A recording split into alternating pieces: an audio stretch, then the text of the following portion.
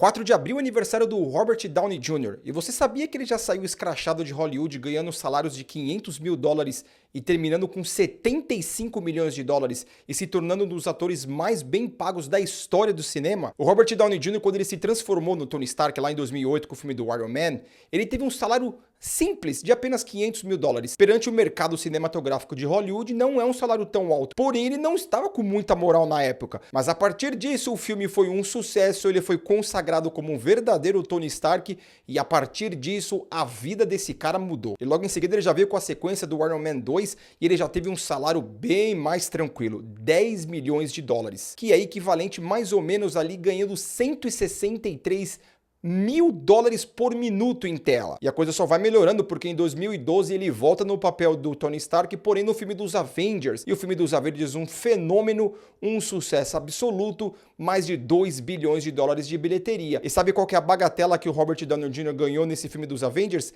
50 milhões de dólares. É claro que incluindo participação na bilheteria e também seu salário fixo. E isso seria equivalente a mais de 1,5 milhão de dólares por minuto em tela. No ano seguinte já tem o Iron Man 3 e ele já está consagrado. Só que o salário dele já foi um pouco mais simples, com apenas 25 milhões de dólares. A média de minuto em tela diminuiu um pouquinho porque se transformou para 400 mil dólares. Aí temos o Avengers A Era de Ultron e ele também já está num papel muito mais consagrado e o salário, incluindo bilheteria, continuou sendo em torno de 50 milhões de dólares. Porém, com tantos personagens na Era de Ultron, o salário equivalente dele por minuto em tela passou de 1,8 milhões de dólares. Impressionante. Eu lembro na época quando ele estava cogitado a participar do terceiro filme do Capitão América, que seria o Guerra Civil, ele não queria apenas um papel como coadjuvante, ele queria ser o personagem principal do filme e com certeza o salário dele não seria baixo. Apesar que o nome do filme ser do Capitão América, o Chris Evans na época, teve um salário de 15 milhões de dólares para o Guerra Civil. A Scarlett Johansson também teve um salário de 15 milhões de dólares.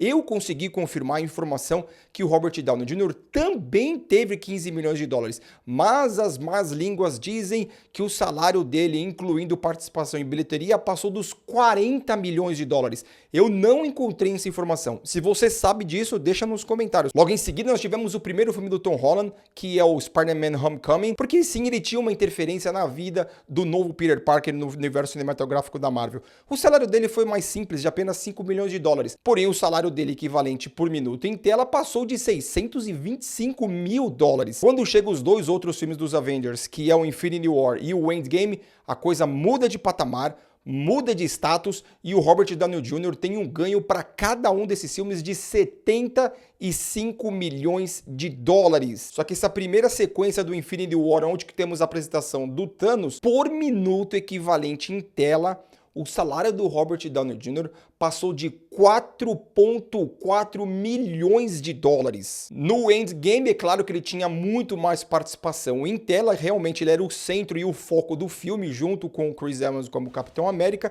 e o salário dele, equivalente por minuto, passou dos 2,2 milhões de dólares. Diminuiu pela metade porque a participação dele era maior no filme. Aí fica a minha pergunta aí para você.